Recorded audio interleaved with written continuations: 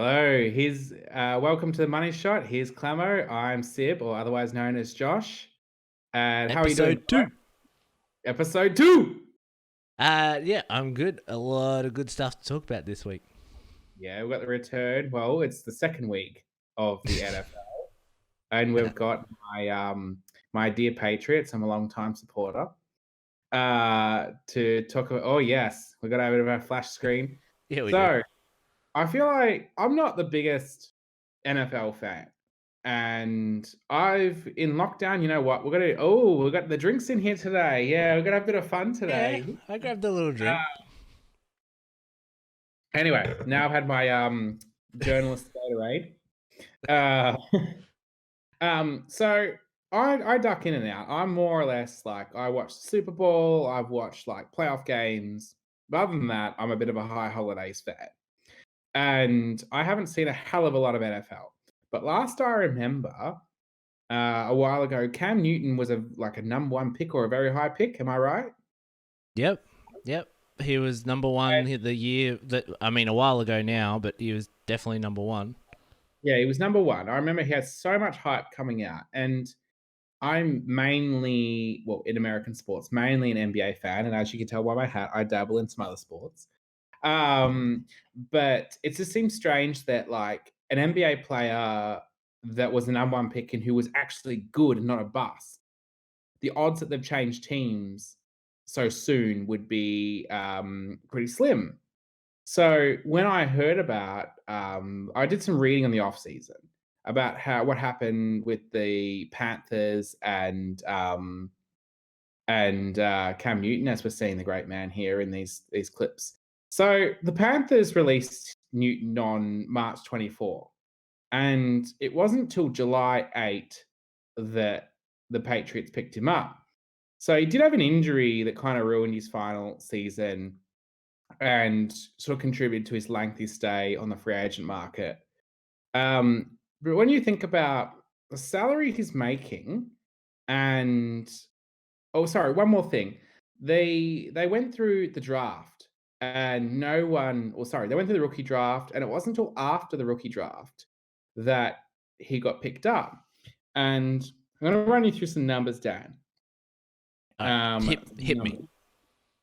Hit me. So his base salary is 1.05 million. I mean, we're talking like AFL numbers here. 1.05 million with only 550,000 guaranteed. So per game, if he's available, there's about $44,000 bonus up to 700K.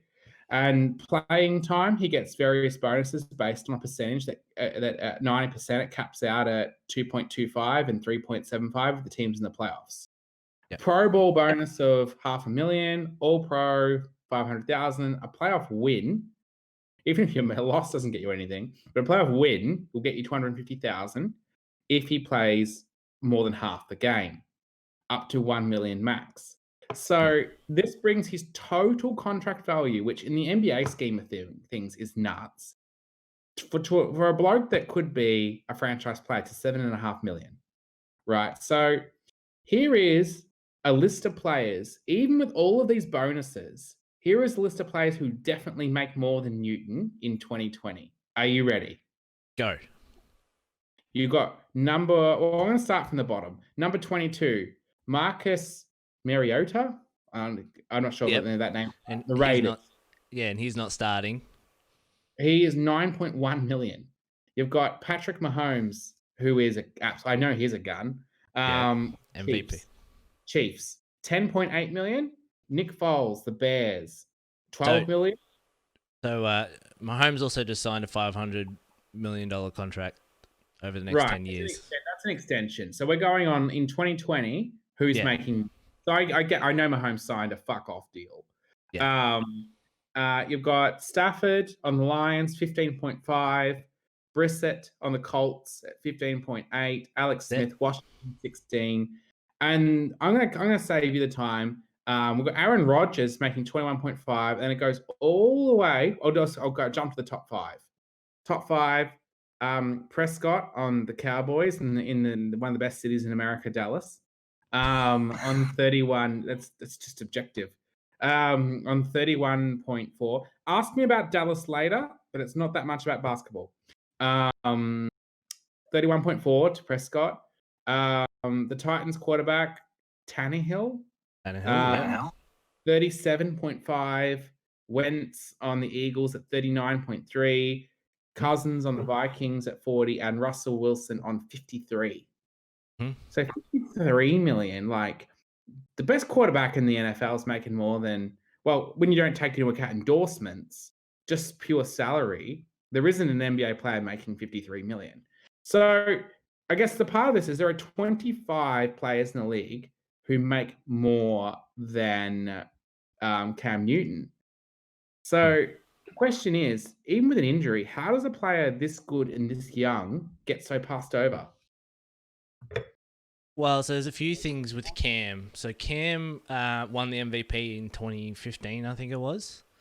Yeah. And the thing with Cam, the reason why he was so talked about and so different to a lot of quarterbacks at that time was his ability to run outside of the pocket.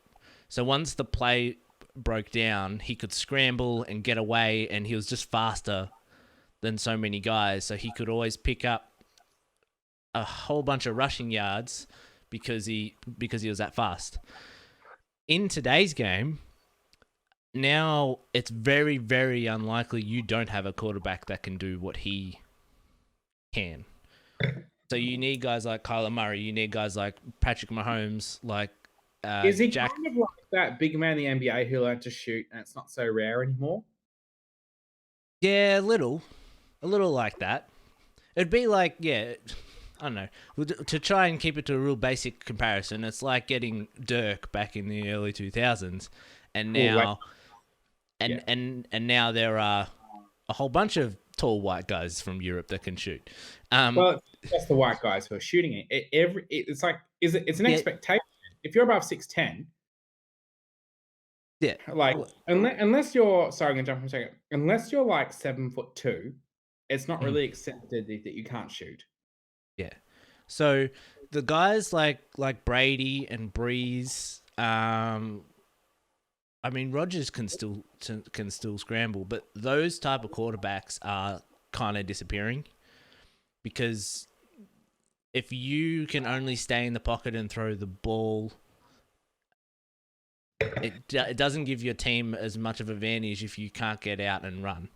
So most quarterbacks now all do that. I mean, in terms of Cam, I've always liked Cam, but what slowly started to happen...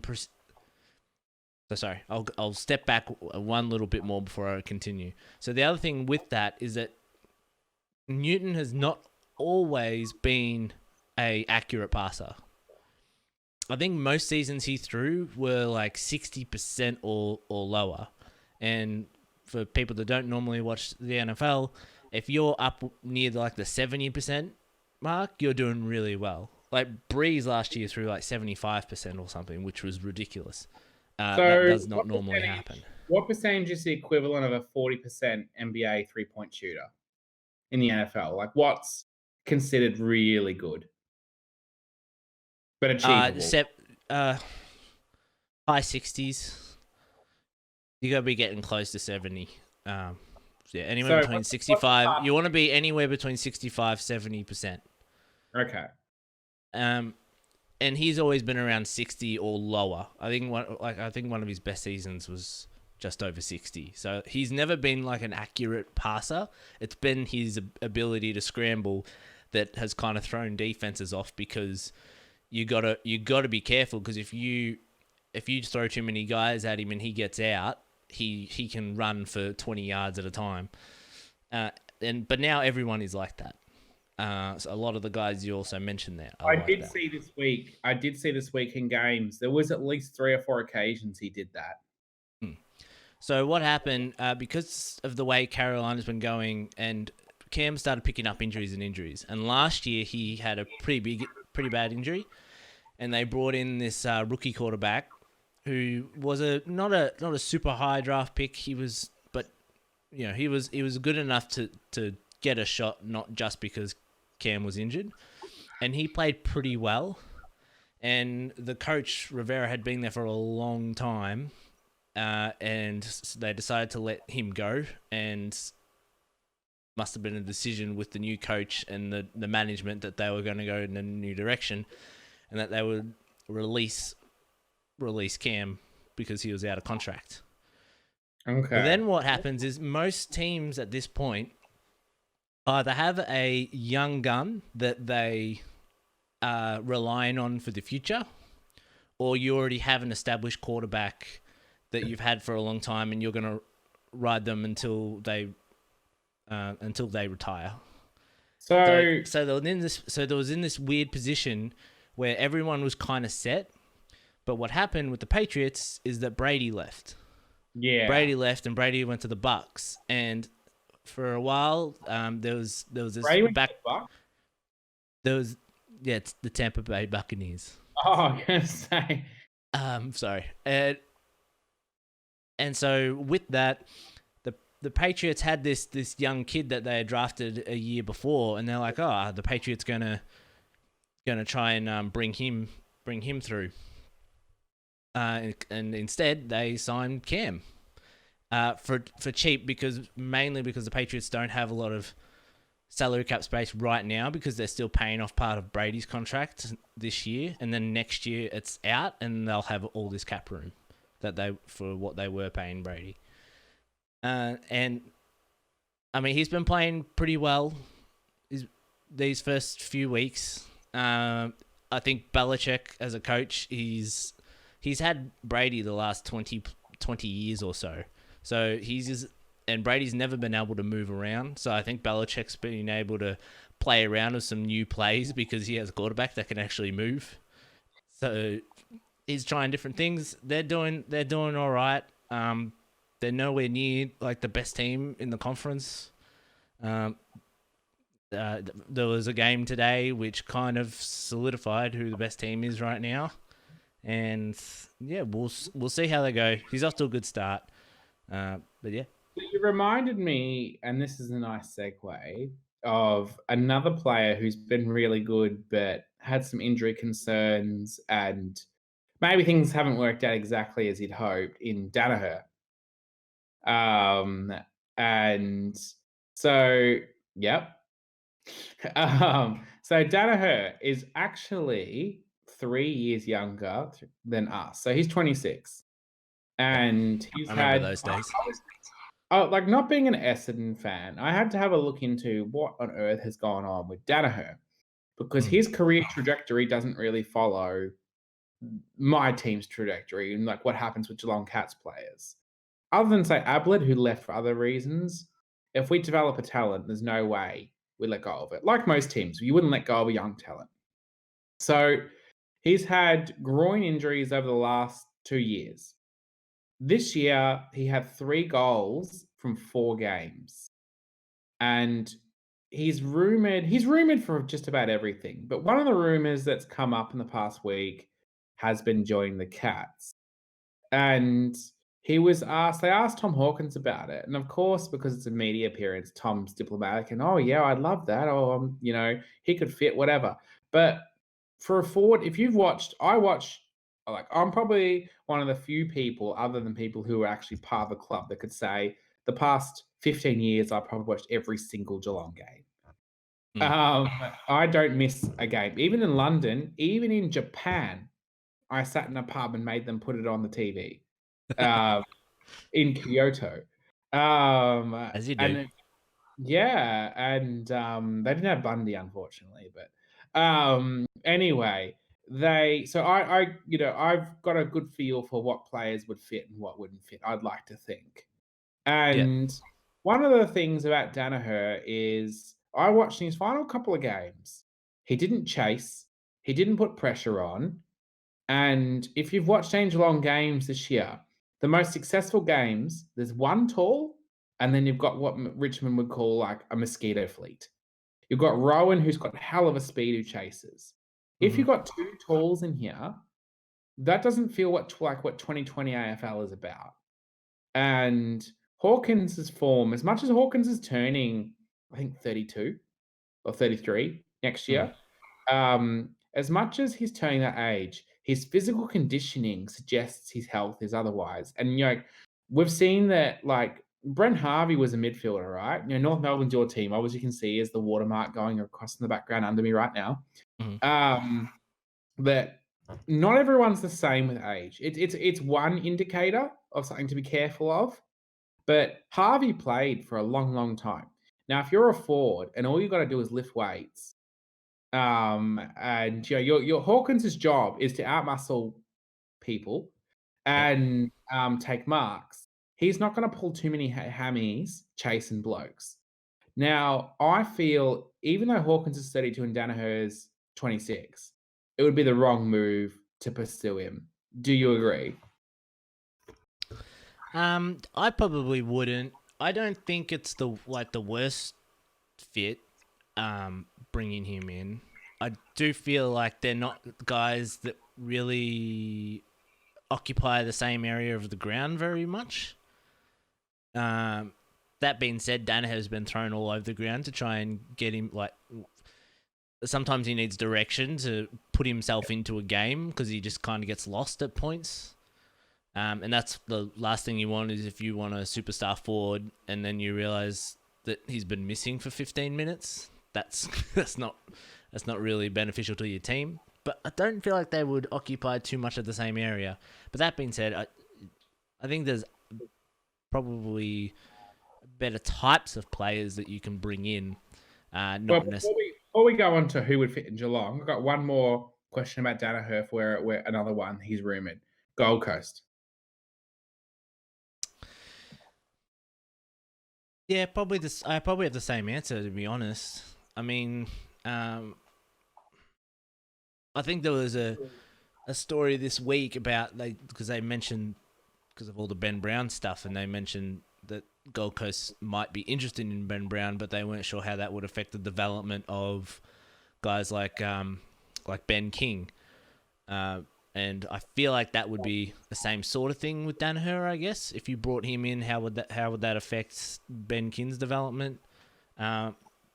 Like the thing with Danaher and Ben Brown, like they're both like Ben Brown's 27, Danaher's 26.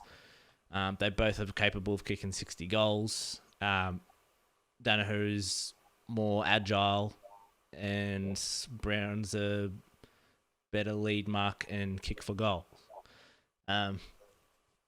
So I have a question because I have Ben Brown on my list. And look, deals can be really heavily incentivized in the AFL and the NFL. And Ben Brown at the start of the year had 3 years at $750 roos a pot on the table. Roughly. Yeah, well, like it's been reported a lot by a lot of people. So look, 700, 750, tomato. There was also talk it got to around 850 towards the end of the talks before they broke down. Okay, so as well. Let's be fair and go at the bottom range of it. Yep. His manager, Adam Ramanauskas, I think. Yep, that's it. I think. Yeah. The guy who was in the Bali bombing. Yeah, that's what I remember him as. Anyway, so he's potentially talked Brown out of $1 million, like after tax, by not taking the deal. It's a pretty ugly look at this point. But the thing is that Ben Brown's injury, look, it's a knee injury, is it? Yep. As far as I understand, it's a knee injury, but it's not an ACL. And the thing with footy players, and I guess to an extent basketball players, because they change direction so quickly. That's the thing about ACLs and knee injuries in these two sports, is there's something to be really careful of. That Ben Brown doesn't change direction very quickly. So, well, even if you don't do it quickly, sudden changes of direction can still do. Yeah. You don't need to be quick to have an injury. Is what makes me think if that North Melbourne's playing that much a hardball, like I would be more welcoming, and I don't think this will happen at all. But I'm going to say, just because it's my team, that if Geelong was to say offer a really heavily incentivized deal, in terms of games played and like whether you get an All Australian selection, whether you kick 50 goals, so forth, like I don't know what, but incentives, but like a back ended type of incentives deal, Hmm. I wouldn't be against it. And the Cats do have 3 first round picks. Um, and this other actually brings the other man into this conversation, which I don't think that Geelong really need in Higgins. I don't think they really need Higgins. I don't know where he fits in with their scheme of things because he's a midfielder. He kicks some goals, but he's not a forward. Yeah. Uh, no. Some It always seems like he's a midfielder, but a lot of that also he plays off as a high half forward or half forward flank back in the old terms. Yeah. So he normally comes in and gets the ball and still goes out. So he can play wherever. Last year he kicked a fair few goals. This year not so much, but that's because the whole team didn't kick a fair few goals. It was a rough year for your team. But I mean, yeah, I think Higgins they're two very different players to compare, but Higgins is a better fit than Brown is. So talking about mentioning what Danaher does to like Hawkins, I think Brown would get in the way of Hawkins in his area because Brown likes to lead from the goal square out on the lead. Oh yeah. Hawkins is about throwing bastards around, and the deeper you are, the more mistakes defenders make because they get nervous, they hold, they whatever. And if Brown's in that same space, they're going to run into each other. Yeah. So this, not to make this too much about North Melbourne, but would you keep Goldie around? Goldstein. No. I just checked. He's 32 years old, 33 next year. He's not really going to be part of your rebuild. No, but I still think you need those veterans. You do. Here's what I think. I think that Higgins, you should try and convince Higgins to mentor, and I think that move Goldie on. But see, I don't think you do that at all. Simply because one, you can always get midfielders. Midfielders are not in a short supply, and in terms of having guys in terms of having guys to mentor, you have guys like Zeeble and Cunnington who have been there for a long time. You have guys like Atley who are still, he's like 25, 26 range, but he's played 150 games at this point, or just under 150 games or something. So like you still have those guys that are around. I think Higgins, I think Higgins and Goldie are definitely the most valuable, but I think Higgins, not necessarily, you can't replace his numbers, but you can maybe bring in a bunch of young guys to try and make up the numbers. Whereas Goldstein, it's very hard to just go grab another Goldstein. Let us have him. But like you're right, he has the most value. But I think at this point you just run him into the ground essentially, and he retire a Roo. Higgins, Well, see, because of all of his injuries, Goldstein kind of took his job. Whereas there's not anyone right now like I can't even say his name, Tristan Zeri. He's not anywhere close to putting in those performances yet. He's got a few games this year. I didn't look particularly impressed. Did some okay things, but he's got work to do, and he needs a guy like Goldie there to teach him how to do it. But yeah, you would instantly get something back for Higgins at least, and yeah, there's not too many trade pieces we get. Well, the problem with Higgins is that he's 33 next year when the season starts, and like I would be very surprised if anyone paid a first round pick for Higgins. because you're essentially paying for 2 years max.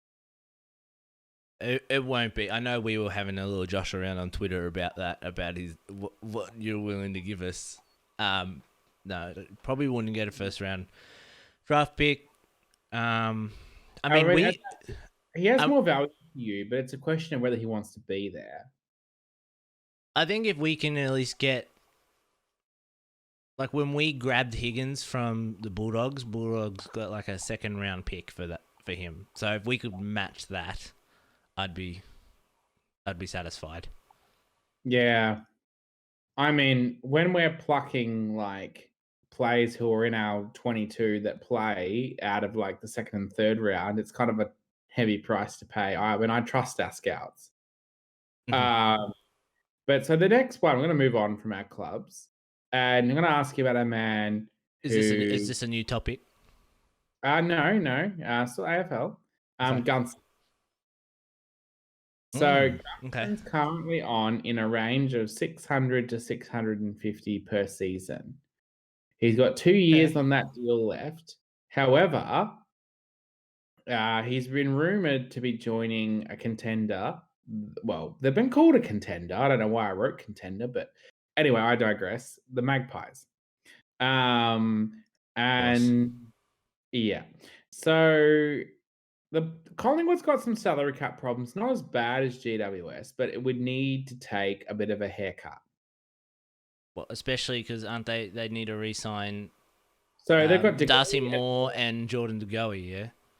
Yeah, you hit the nail on the head. Those two, they've got to re-sign. So he'd be coming in on, you know what? He could probably need to come in on 400.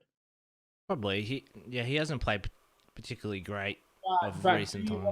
Do you want to kick the footy around for a team that's 12th on the ladder? Or, like, here's the thing. This is a rumor that's obviously been notable enough for me to pick up. So it's got some wind to it.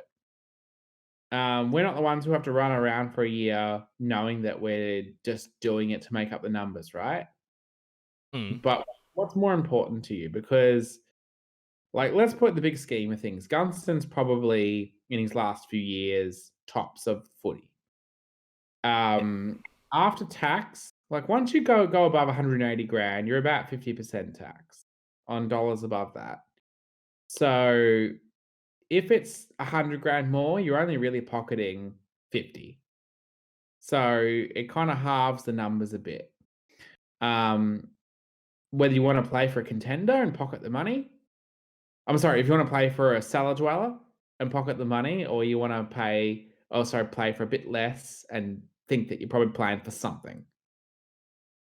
So what do you think about Gunston to Collingwood? It wouldn't surprise me at this point. I mean, Collingwood's a bit of a retirement fund. Like, if you think about Daniel Wells. It has a strange fit, any of those teams from 5 to 10. Like, you could see him going to most of those teams. Like, if he got picked up by the Dogs, Collingwood, St Kilda, Melbourne. Like, if someone came around tomorrow and said Gunston's going to any of those teams, in my mind, I think, yeah, that makes sense. He's that type of guy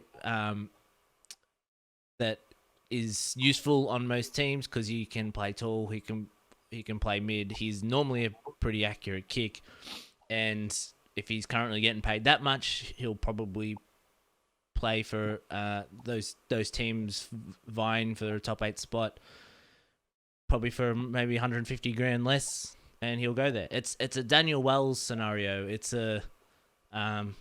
any of those scenarios where these guys are happy to go over there, maybe take a longer term deal on a little bit less money, just to know they have the years or something. I mean, he's not on huge coin at Hawthorn, but just the same, if you think you're only going to play another couple of years, I'd probably be maxing out my earnings. All right, so the next bloke is interesting because I wrote these notes before some key media events that happened yesterday / last night. And it's about Crouch. One of the two. I wrote my notes before the indiscretion. So Yeah. I'm going to tell you about what I had written before the indiscretion. For it. So at 1:30 a.m. on Monday, he had I've written about some injury issues with his hammy, his groin. He also approached Gold Coast at the end of last season to test his market value when he was still under contract. Yep. And then he proceeded to have a year that didn't really impress. But he's been solid. He was Adelaide's best player in the grand final a couple of years ago, but he hasn't really been the same since. So his true value was probably somewhere in the range of 500 to 550, but this would probably be squeezed at a contender. This is what I had written before he went out to celebrate the season. So I don't know what. To be honest, also I don't know what he was celebrating. yeah, look, the year's done. Like, look, I don't know what I'm celebrating at Christmas drinks and school year's done, but hey, I drink. I get it. But look, the difference between me and him is he was caught with some illegal substances. And in the year, sorry, this is gonna be my Stephen A moment. Like, how much of a fuckwit do you have to be? Like, you need to be a good fucking choir boy for 2 weeks and you'll ink like $1.5 million, $2 million deal. Drink fucking orange juice for the next week and a half. I don't care. I don't care what it is. This is your lifetime deal. You've got like 3 or 4 bidders. Yeah? Is that agreeable? 3 or 4 Yeah. bidders. Mhm. You're 26 years old. This is your career contract. And you get Matthew stoned at the pub on No one a knows what that on means. Monday night at 5:50 a.m. You're picked up by the police. Like, what the fuck is wrong with you? Like, this is your like I sound like your dad or something here, your father. But like, just quarantine yourself for 2 weeks and you'll make like 2 million, 1.5 million the next 3 years, and you'll set yourself up for life. But no, you go and think, I'm all about the blow, I'm all about the hookers, and I don't know. He's been put in a drug diversion program, Danny. So he had something illegal. Let's assume it's not fucking ice. Let's assume it's like cocaine or something like that, right? Yeah, something mild. Yeah. Something we've all done. And like, look, he wasn't smoking a bit of grass here or there. He's obviously been snorting something, but not just a bit of Mary Jane. And you're 26 years old. I don't care, like I've played enough 2K to know that's when you get your big money deal. Yeah. Like, you wanna be on the blow and on whatever, do it when you're 33, do it when you're 32, or do it after you sign. How about that? Like, my club was the club that was probably gonna be a bidder. Now, Geelong wouldn't be silly, and they wouldn't be offering stupid money, but it's probably not unrealistic to say they would have been offering 500 over 3 or 4 years. Who knows? It's not unrealistic to say that, maybe 450, who knows? Right. But here is my question to you. What is his value? What deal would you offer him now? And I want you to answer this on 2 levels. One as Adelaide and one as an outsider.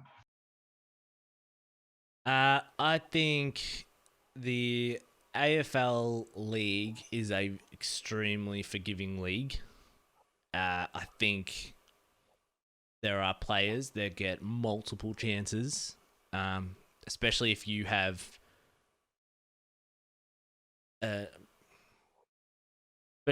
enough talent to back it up. Teams are very forgiving. Like, we can run through them, but like, you can think of Favola, you can think of Cousins, Ben Cousins back in the day. You can think of Harley Bennell right now. Like, how many teams has Harley Bennell been on that he hasn't even played for? Like, so yeah, do I think he's out? No. That's always going to be an exaggeration in the AFL because it's not like a one strike you're out type thing.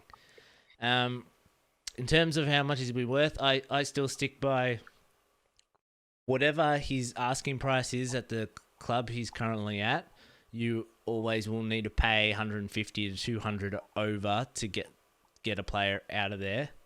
The only time that wouldn't happen is if that club was trying to get rid of that player. I'll quickly talk about Bren Brown for a second. Now that the Roos have told his management and told Bren Brown that they don't want him, therefore his price automatically goes down because all the other clubs are like, well, you're not going to take him. Like, they're not trying to outbid North anymore. So it becomes more of an even playing field around the league. So with Crouch, I still think Adelaide will want him because they need to hold on to whatever talent they can at the moment. But yeah, I think it's about 150 to 200 over that you have to pay to get him out. So if you're Adelaide, what do you give him now? I think they'd still offer him in the 600 to 700 year range. But if no one else is paying that, why would you pay it? Because I think someone will. Who? I think someone would pay $750 for him. I think that you can't tell me there's 18 clubs or 17 other clubs in the league, and there's not one team that would be like, we've got a good culture. We would make sure he gets on the straight and narrow, and then he either does it again or he stops. But it's not necessarily the team that causes them to do that. Do you think Geelong will still be interested?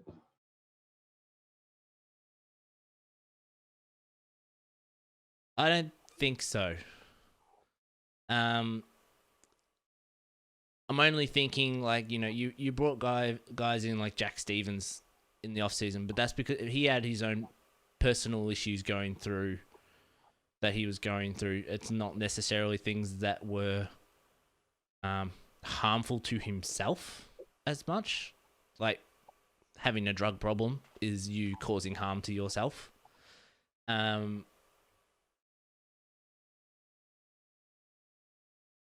No, I don't see Geelong going after him. Like, if you had a choice between him or Higgins right now, who would you go get? Higgins, 100%. Right.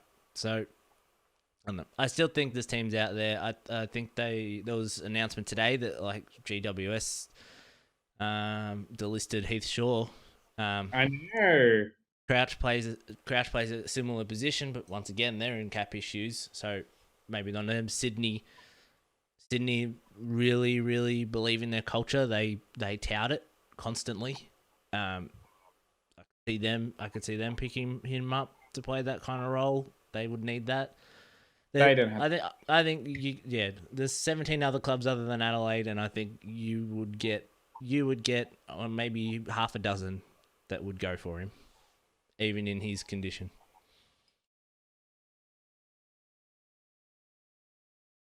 Okay, and we're back to the NBA and the LA Clippers, which there was a development today that fired Doc Rivers. But before we get into that, something else I want to talk to you about is Paul George and the price that this team paid for Paul George. I'm not sure if you're familiar with what they paid for Paul George. In terms of the draft picks and stuff? Yeah, what they had to give up to get him into their club. I don't know it off by heart, so why don't you run through it? So you've got that Gilgeous Alexander, whatever his name is, Gallinari, and hold on to your hats, 3 first-round draft picks, 2 first-round draft choices, and 2 first-round pick swaps. What years are they all? That means, Danny, the next time they'll have a first-round draft pick will be the kids who are currently in the 6th grade in 2027. Yep. So they're paid out of their anus to get George into the club. Now, and they only got him on a 2-year deal with a player option. So at the end of next year, they could have Leonard and George leave the club, which would leave them in kind of like a Brooklyn type of situation. And Not necessarily. Brooklyn paid everybody and then couldn't get rid of them. That was Brooklyn's Oh, problem. they gave up all their draft picks. They did do that. Yeah. So the other side of the coin, though, is they paid a heavy price, and we'll get into Doc later. But I want to talk about the Nuggets because they were in my lockdown. Living as someone who lives solo, I've seen a lot of sport lately. And like, wow, what a year for the Nuggets, right? They're not a glamorous team. I mean, they've got the name Nuggets, right? They sound like something you eat after a drunken night out at McDonald's. Bet you they did after the game 5. Went for some nugs and mayo. So they came back down from 3-1 twice. Like being down 3-1 twice and coming back, that's like almost like a video game where they just won't die. So zero margin for error. I think we can all relate to that. The struggle is real. The team just had a workmanlike culture. So they did what they could, but ultimately they're patching up a damn wall that ultimately burst. But I went through and had a look at their roster. You've got Jamal Murray, who's 23 years old. This guy's barely old enough to drink. His future, he's a future MVP, point guard of the league. I've watched a hell of a lot of Murray, and if anything, I reckon his athleticism puts him in a better position than even Doncic. His 2020 season was a breakout. He had in the same series a 50 and a 40-point game against the Jazz. He actually had 50 twice and 40 another time. So in 3 games, he scored at least 40 points in the playoffs. In elimination games, he scored 40 at least 3 times. So games when they're going to be eliminated. Jokic or the Joker, and no, we're not talking about Batman. He's an absolute star, but he does dumb shit, right? He does dumb shit. And I was watching in the first quarter of a game they're going to be eliminated. Someone was going to get a layup. He takes the foul in the first quarter. Now, I'm not sure if you've watched the Nuggets play, but Jokic is like you protect him like your only daughter with fouls. Like you do not let him take a foul. I don't care who it is. I don't care if it's the fourth quarter. You don't let Jokic, and he should know better than that to intentionally foul and it was a clear path foul. And the final 3 games of that LA Lakers Nuggets series, I watched all of them. He had foul trouble. Now, in the first quarter, intentionally fouling. He's 25 years old. He's been in the league. He's played in the EuroLeague. He's a smart guy. What the fuck you doing? Like, that's what I was watching. Like, if your name is fucking like Medvedenko or like, I don't know, Brian Cardinal, yeah, you take the foul. But if you're like the most key players on the Nuggets roster, Murray and Jokic, everyone else, superfluous. I don't care who they are, right? Okay. Yeah. And then the other guy, oh, sorry, I'll let you jump in. I'm dominating here a bit. So, well, obviously I'm Doncic and you're LeBron in this scenario. You got to remember with the foul trouble that Doncic was in, it wasn't just him. Millsap got into foul trouble a bunch as well. I just don't think Denver were set up to be able to hang on. You mentioned Doncic. Are you talking about the Joker, Jokic? Yeah, Jokic. Sorry, that's a slip of the tongue. Like Thailand and Taiwan. It was. I just don't think they were able to handle the size of LA. They weren't able to handle AD, LeBron coming down the middle, and then have Dwight Howard actually, especially in especially in Game 5, actually really came to play in that first half. He was grabbing every board, and he was getting his shots because he was only 2 feet away from the rim because he was only dunking it or whatever. And I just don't think they were able to handle the size of that of those players. Even when you bring in McGee and whatnot, and Millsap, while he played pretty well most of the time because they had to move him onto AD because the Joker he couldn't handle it. I did get strange. Like they don't play anything alike. It's more just a feeling of, like a comparison with Dirk back in the day, where like he's your offensive focus of this team. He can stretch the floor. He's got good court awareness. He can score. Defensively, he's lacking a little bit. Like Dirk back in the day still had length, so that would help him on D. And Jokic is big and bulky, so he can hold his ground, but he also can't. Like when AD is pulling post moves on him, he can't stay in front of him because he's not agile enough to stay in front of him. All he's hoping for is that AD tries to shoot over him and he can put out his hand. There's things like that. I agree with Murray. Murray has really impressed. I still...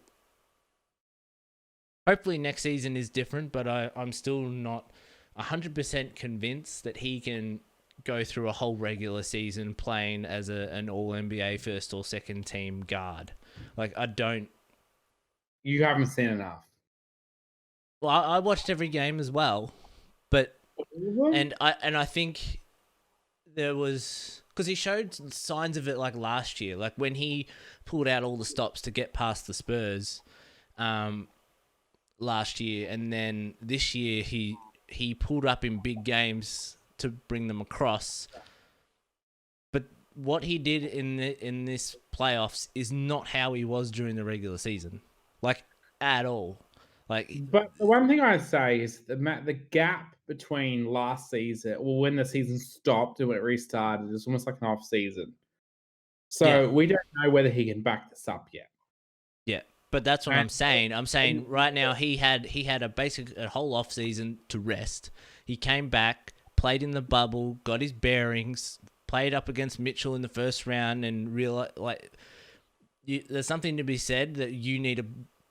It's not like the Lakers in the first round where they had to play a beat up an entire Portland and they just kind of like coasted. He had to be balling against Mitchell because it was him and Mitchell going head to head, and they had to be locked in every single game to get through that.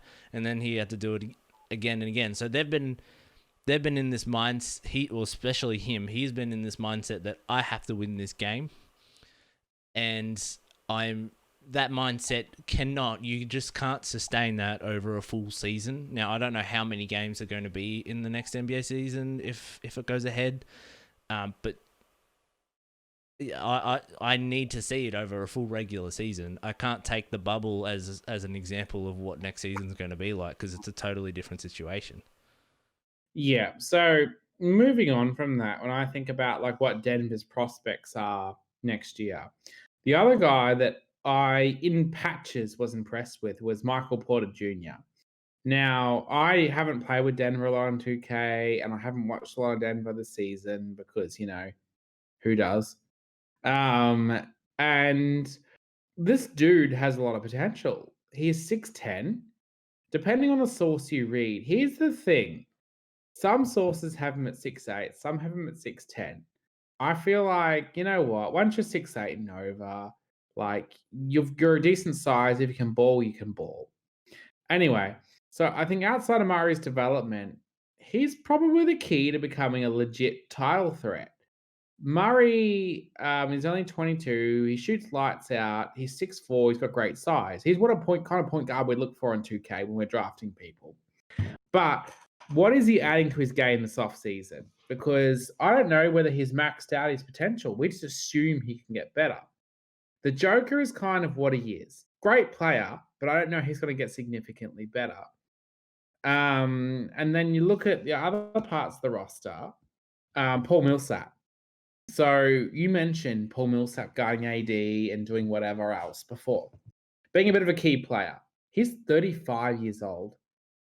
Like in NBA terms, he's eligible for the pension. And he's playing significant minutes, but he won't be playing that much longer. So Michael Porter Jr. is listed at 6'10", but the dude needs to hit the weight room. Which, other than that, I think we've discussed the Nuggets. And let me move on to talking about the Lakers since they're in the NBA. Well, Oh shit! before we jump off Denver, I just want to say about that. The one thing about Porter Jr. is that he cannot defend at all. I think there was even an interview where he goes, "Yeah, I'm totally lost on defense. Like, like he's trying to sort out how to move and where to go on certain plays. Like defense, he's a liability, which is why you don't see more of him on the floor.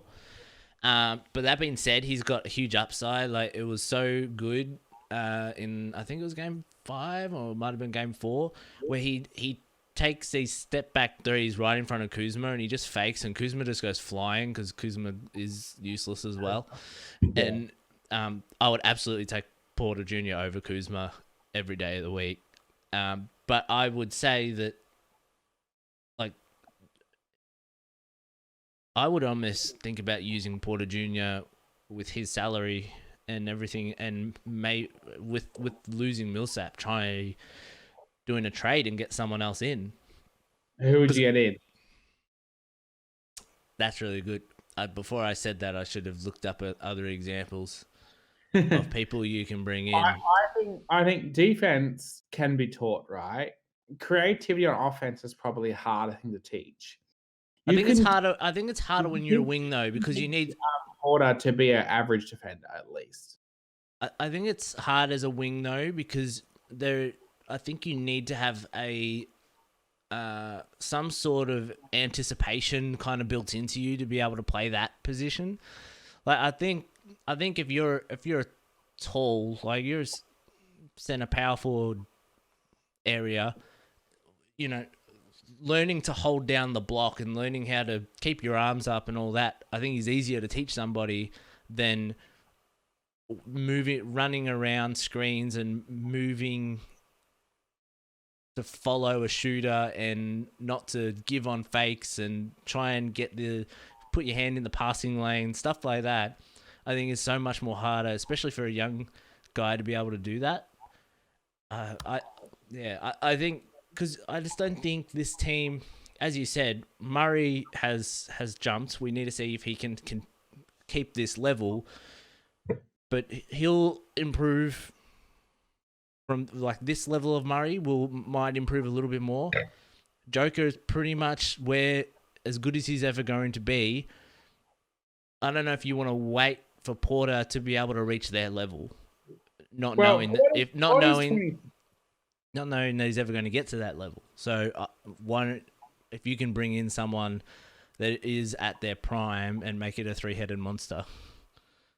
Yeah, the thing is that when you're in the city of Denver, it is what it is. You're not going to get young guys in their prime unless you drafted them into Denver. In saying that, what about Beal? Would you get Beal? Beal, like you got to pay your ass for that. Look, yeah, but they've got contracts to get rid of. Yeah, you know, if they can make it fit, it's an interesting idea. It's something I entertain.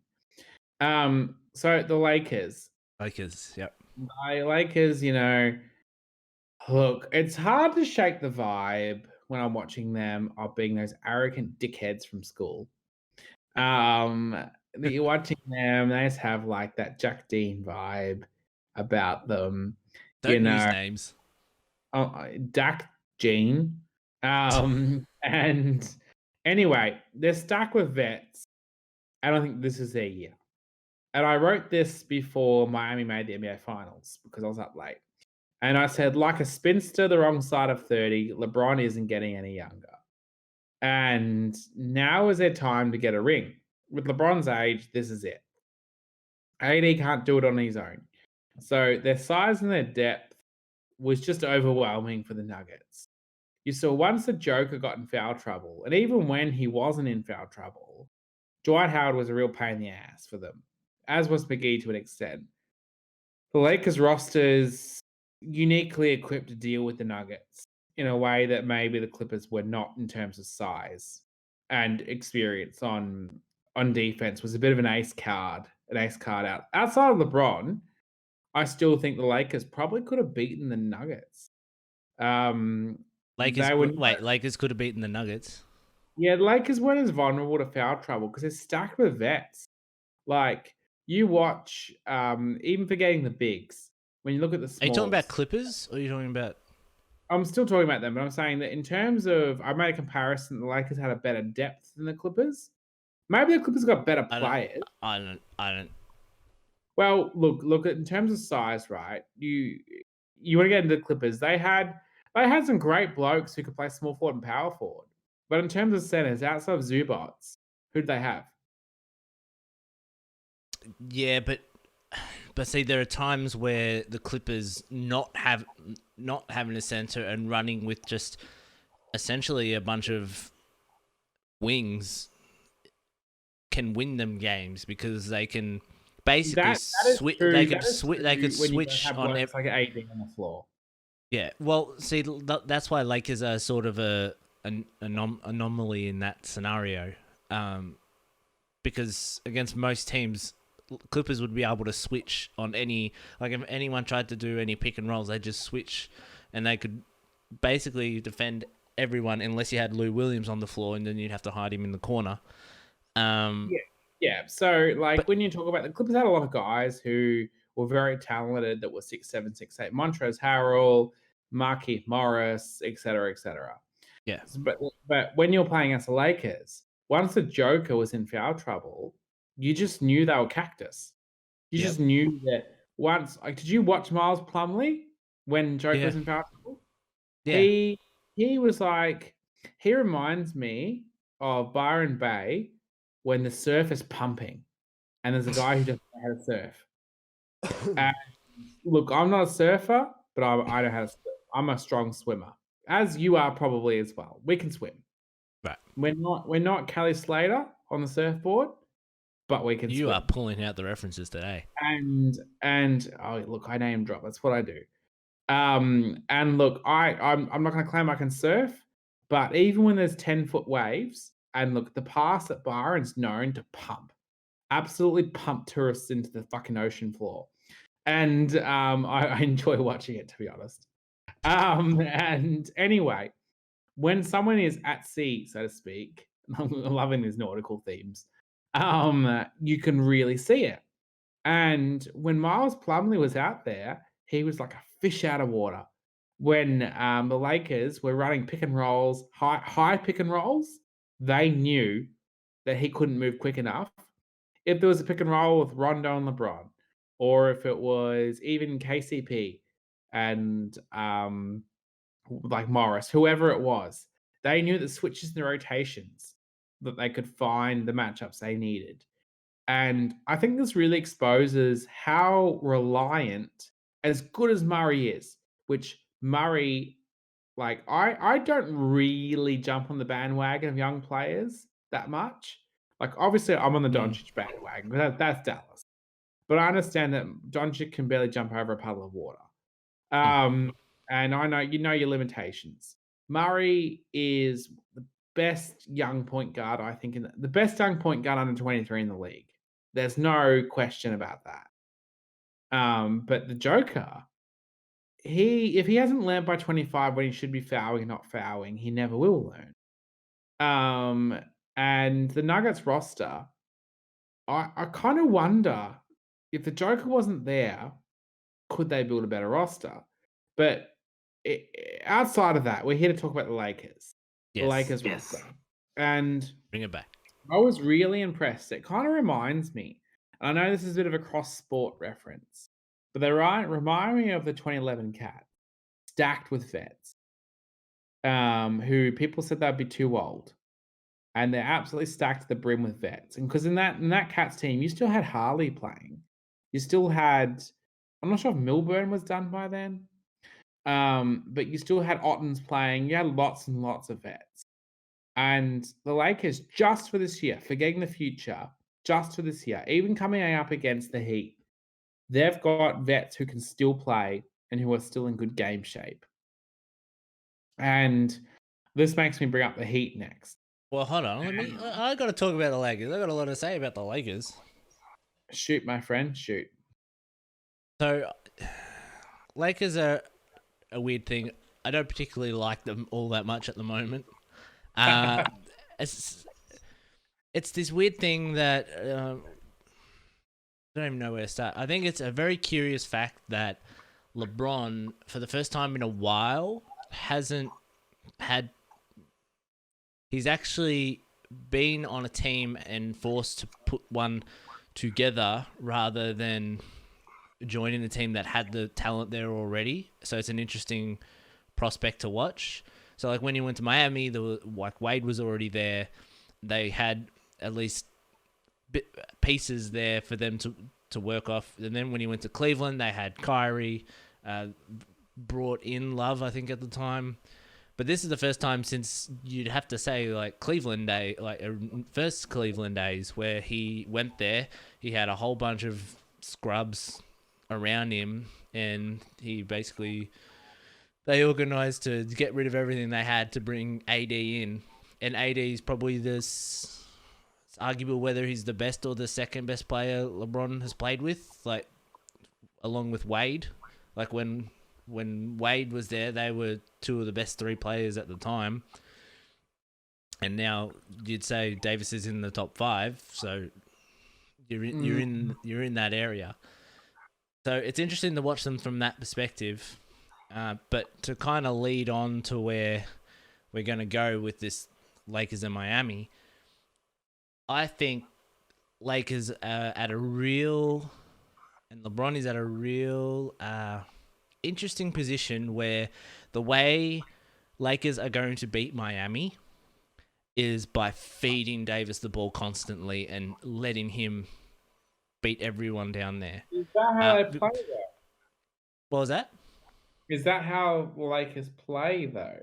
No, but it's their best chance to win. We just watched it. You just mentioned it before. The fact that if Denver got in foul trouble with Joker, then Denver was screwed, right? If you get Bam Adebayo in foul trouble, Miami lose so much height and the athleticism of Bam, because then you've got Olynyk coming in, and Olynyk's not going to do very much. But this is going. Can you see a scenario where LeBron comes into a series and essentially says, "Okay, Davis, you win us the game. Like, you be the MVP of this series." I don't see LeBron doing that.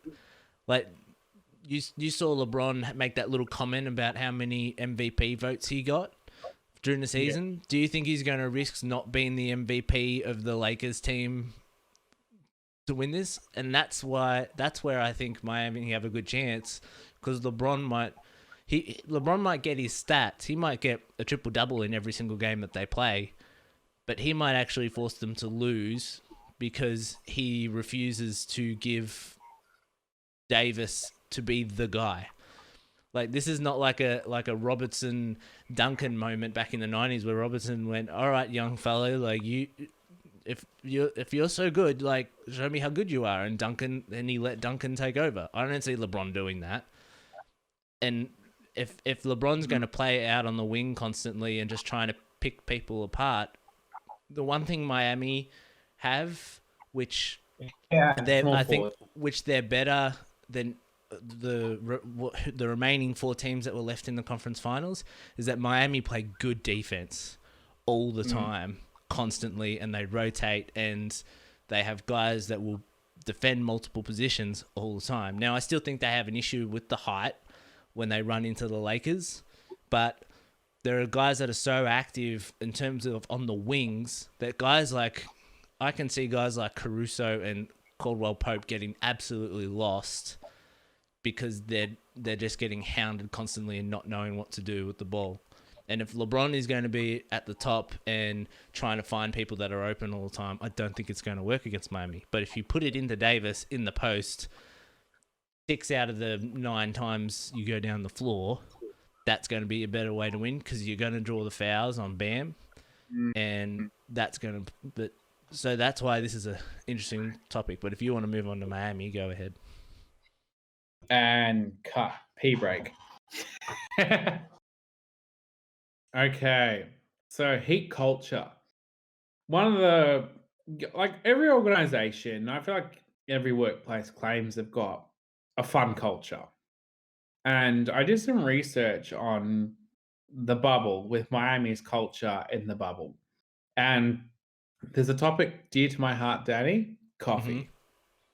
And I'm not sure if you've heard about this or not. I have. You have? Yeah. Yeah. So Jimmy started Big Face Coffee. He called it Big Face Coffee. He brought his own setup, which is just a French press, which is just that thing that I was telling you that I used to make coffee with at Surrey Hills, where you press down the thing, the grinder beans, Yep. and you pour over. And he's got a grinder. The seat's got a grinder, not a gay dating app. But the thing you blend up beans with, which is what you'd be familiar with like what I was using. So small, medium, or large, $20, but two smalls is still $50. So What? Big Face Coffee, yeah, small, medium, or large is $20, $20 US. And But didn't you just say that two smalls are 50? yep. That doesn't So make any sense. but if you want to buy Jimmy's coffee, it doesn't need to make sense.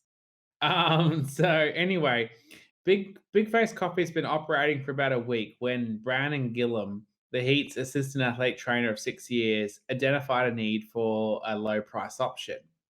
So his own tagline: the best little coffee shop in the bubble. It's all about the grind. Um, and anyway, online I noticed, I did some Googling, and there's been a review by Eric S. And Okay. it says, I support small business. I've always rooted for the underdog. Little Face Coffee is so much better than the big chains. It's family. However, Eric S doesn't recall writing that at all. Apparently, it's a different Eric S. And this is where I really see the humor in Miami's bubble, where you've got players who are writing reviews where it could have been Eric S or it's a different Eric S. Who knows? Anyway, so many teams talk about culture, but you can see it in this team. Where the other guy, where he started Little Face Coffee out of his hotel room, which is an assistant coach, competing against Jimmy. I mean, this sounds like something that you and I would do, maybe not over coffee, but something else. Something pretty amusing. It doesn't seem like you could make this up if you didn't have some sort of like friendship and camaraderie. Yeah. And anyway, moving on from that, because I know that coffee's not your favorite topic. Tyler Hero. I've seriously got a new hero. You need a hero? Seriously, 2 R's, 1 O. He can ball. And during the regular season, they had him coming off the bench at 27 minutes a game. Yep. And they've upped it to 33, and he's getting more starts, and he's actually playing down the stretch. Now, if you want to go even whiter than him, we'll go Duncan Robertson. Can I start by saying this team just has players with super cool names? Yeah. Duncan Robertson. Like, it sounds like a racehorse. This guy epitomizes, that expression. Started from the bottom, now we're here. All the way from Div 3, Division 3. Yeah. Like, do these guys even know how to play basketball? To the Miami Heat. Like, that's true belief. That's hard, and you got to have respect to him. And then you look at the vets on this team. You've got Andre Iguodala going to his 6th straight NBA Finals. The guy. Now, I want to tell you one thing, right? I'm going to take a sip of my wine. I'm going to tell you why this guy's my idol. Here we go. Because he played in Philly and San Francisco. No. And why he's my idol. He gets traded to Grizzlies, right? Yeah. He sits out and he refuses to play. Yeah.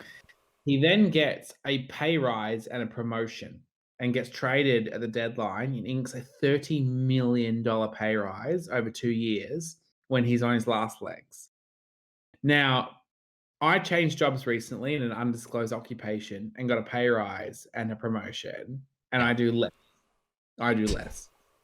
I hope no one watches this clip. And what a power move to Andre Iguodala, not me. And this team, before they even started playing the Celtics, I just felt that I'd watched a lot of Miami Heat for some reason this season. Like I took a this podcast is going to take a bit of a different turn. Okay? And this is something you're not going to hear very often from me, and it's a very left wing view. I hope a question comes out of it eventually. Okay. And well, it does, it's interesting for you, Dad. It's relevant to you because you're into movies and other stuff about representation, Yep. right? We're talking about an 80% black league, Yep. right? And I was like, I took an interest in Tyler Hero from about December last year. Yep. And I was like, why is it that I have an interest in Tyler Hero? Do you know why? Where did he play college? I can't remember where he played college. Was it Kentucky or was it Duke or? Yeah, Kentucky. Can't pick it. Well, representation's something that I've often discounted, and I still do a bit, right? You talk about movies and representation. And if you look at like the Western Eastern Conference Finals, how many white players are on the floor? Western American East. football. Yeah. Not many. Just thinking of the starting fives of each team.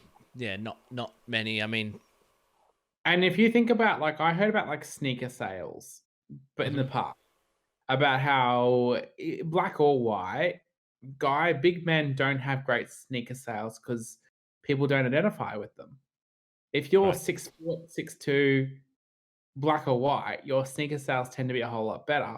Now, as someone who can, I consider myself crafty at the best of times in the basketball court.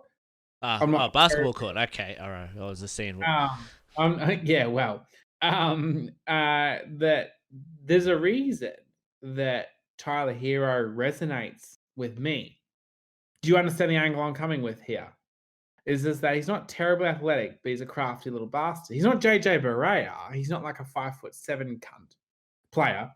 But he can play. He can play. Yeah. And relevant to the own leagues we've played in, the type of role he has played is not too dissimilar to what you and I do.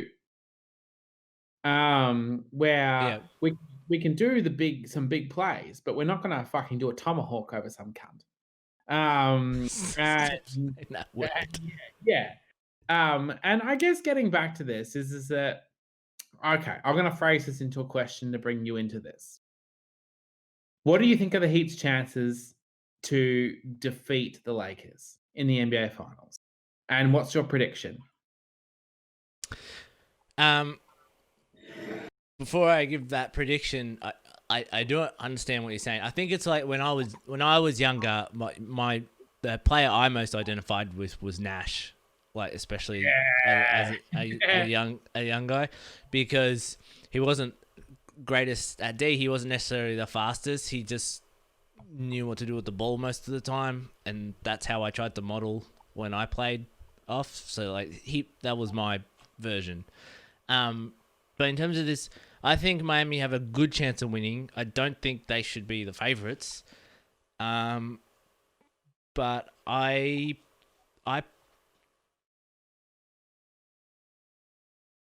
picked them in 6. I picked Miami in 6, and the reason being because I was going to say I think by the time we do this podcast next week, there would have been 3 games played. Come this time next week.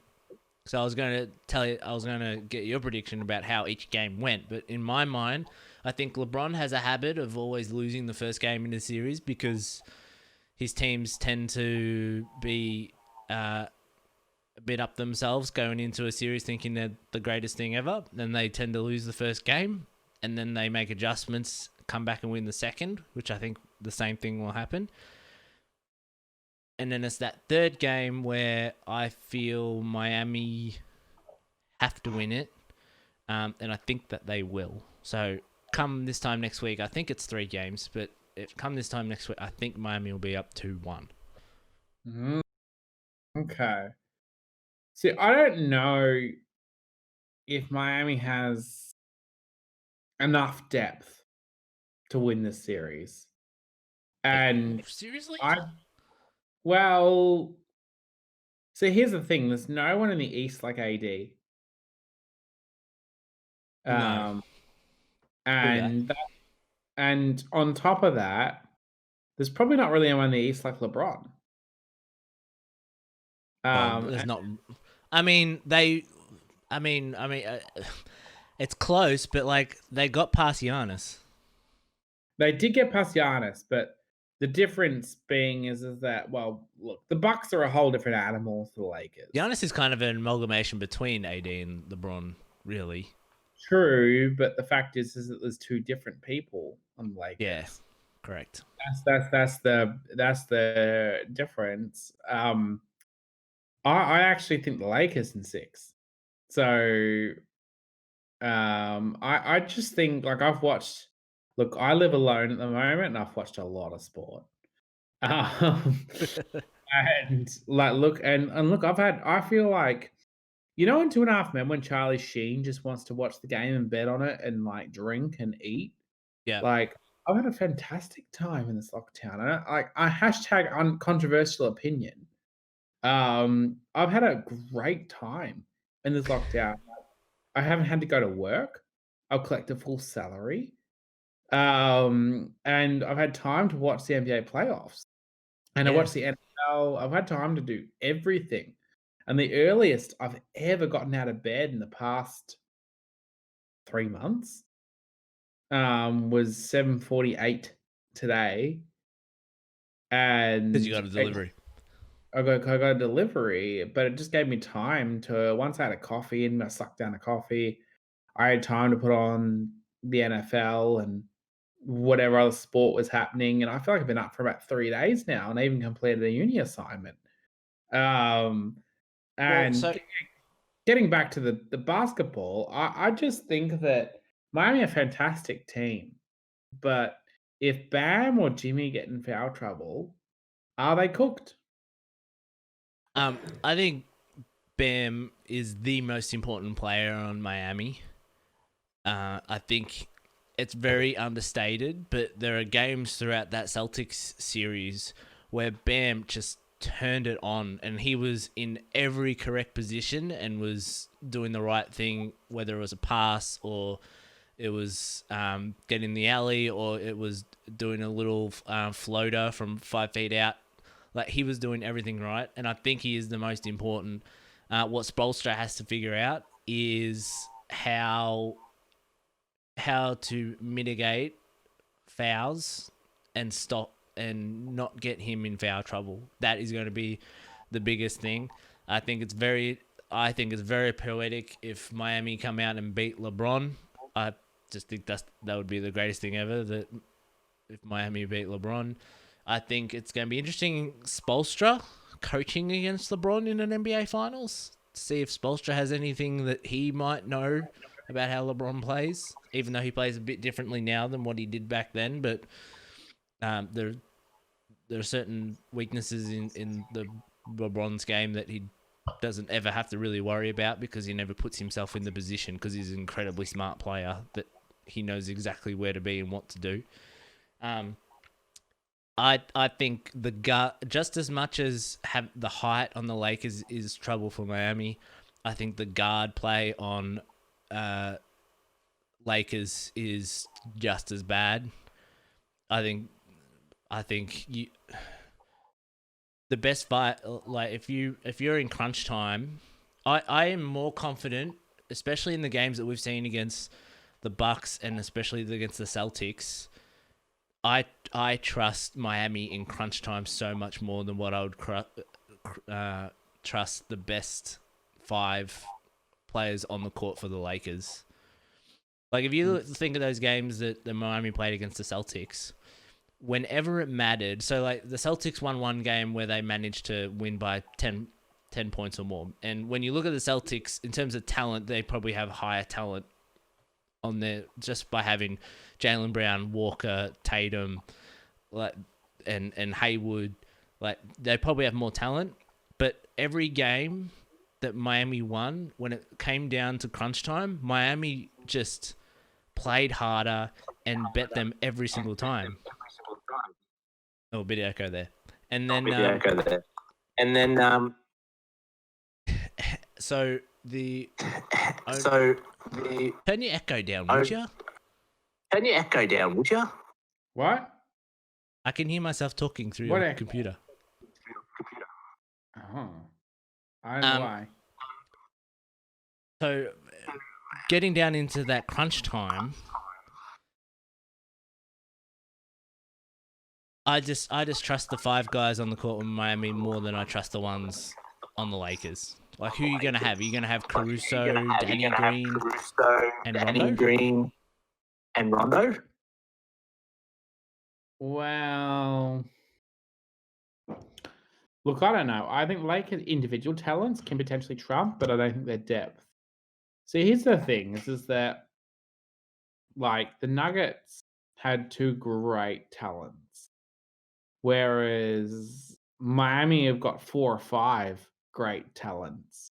Like, it's not unrealistic to think that fucking like Duncan Robertson could go off in one game. Correct. Bam Yongo could go off in one game.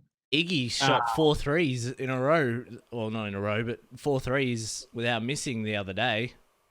Yeah, so I think that Miami are a better team than the Nuggets, but I still think that Lakers will win this.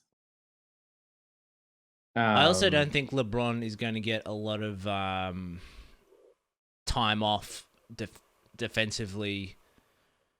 Like he's gonna constantly go up against Iggy, Crowder, Butler all game. Like those will be the guys that are just constantly rotating and defending him, and he's not going to get as much room to breathe. No, LeBron won't get the same possessions off. And I think the wings on Denver weren't as good as the wings on Miami.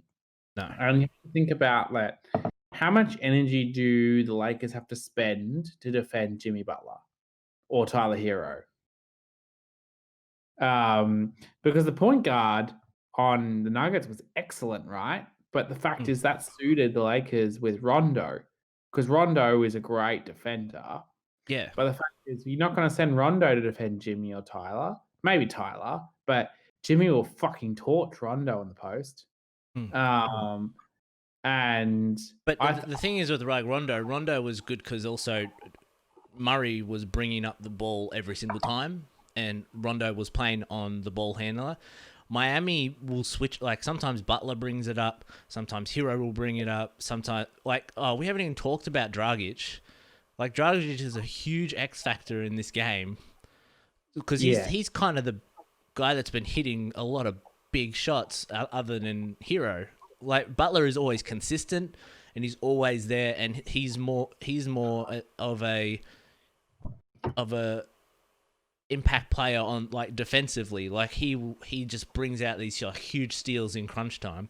But like Dragic I feel like Rondo will have to play on him most of the time, and I reckon if you got Caruso defending Hero, like Caruso's not going to run around after Hero, and if Hero can hit a 30-point game, it's just I don't know. I there's so much I like about Miami. I think it's because, and you appreciate this, like being Mavericks and Spurs supporters, the last championships that we won were hugely built around team basketball and the team beating the superstar players, and I think Miami just have that team built up like that, where it's all team. And it's interesting every time LeBron has lost in an NBA Finals, it's because he's always gone up against a team not with another superstar that was better. It's because the other team was better, and that's it's interesting you say that because the Heat still have stars, right? They're not like just a pure team in the way like the Detroit Pistons or something. But look, I think the Heat have got a good chance, but I can't see the Heat taking it in less than 6 or 7 games. So those first 3 games, how do you think they're going to go? Look, it's going to be 1-2 or 2-1. I don't think it's going to be down 3-0. I think it depends a But- lot on fouls. If Jimmy's in foul trouble, how will the Heat go? Will they be okay? Yeah, they'll be okay. That's not what I'm worried about. Bam, like they will have guys that will like if they have to. Crowder will play that position, or Iggy will play that position, and then you have to bring on Robertson, who can at least give you something on offense. Like they have enough different personalities there that you can rotate them through if you have to and find points other ways. Bam is the most important. If he is in foul trouble, they will not win. All right. So I don't think with Boston, I don't have a whole lot of the notes. All right. So they were really disappointing in the East Finals. They played the whole series from behind. They squandered big leads. Is Tatum? It's Tatum or bust for them. I remember a game where Tatum didn't really have more than 4 or 6 points till the second half. Yeah, I think that was the game 5 where he took 6 shots in the first half, didn't make any of them, had no points, and then scored 28 in the second half, coming back. I think it was interesting when they brought in Hayward. They played really well, and then once the Heat figured out when Hayward was on the floor, then Hayward basically became negated. It's one of those things where the team is Tatum's, but I feel like Brown is more efficient, and Kemba is the type of guy built to have the ball in his hand, and he can be a liability on defense just because he's smaller and not a great defender. Like he's not bad. He's not guys that literally just get burnt every single time and you have to hide them. But especially against Miami, they just kept throwing pick and rolls at him and just kept making him have to fight through bodies, and it just exhausted him. I feel. But the team is Tatum's. But what else do you do with this team? I'm not sure. Like, do you trade Hayward? And if you traded Hayward, you wouldn't get anything nearly good back because of his contract. Look, Hayward is what he is, and I think that there's not that much value in having expensive centers anymore. They're very unique, ones that are worth their money. Well, Tice isn't worth very much, and Cantor's not worth very much. Right, but they've still brought different things to the table. So I remember watching a play where they were trying to bring in someone smaller, the Celtics. I can't remember who, but a power forward. And the Celtics, while the Celtics were trying to bring in someone to sub out Cantor, the Celtics deliberately called 4 plays in a row for Bam to exploit that, and they scored in all 4 of the plays. Yeah. So true centers, really, they've got to have something that really separates them.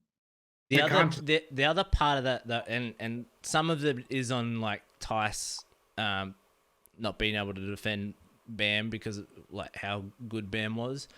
But also the other part of it was because the wings, like even Tatum and Brown, because they were so worried about the weak side 3-point shooter in the corner, they were not willing to leave them to come and help on those pick and rolls. So it would just leave Bam with all this room because he wasn't getting pressure from Tice on one side and the wing defender on the other, because they didn't want to leave like Robertson alone or Hero alone or Dragic alone. Like whoever was out on that side, they didn't want to rotate because they didn't want to leave their man. So part of it was also that as well.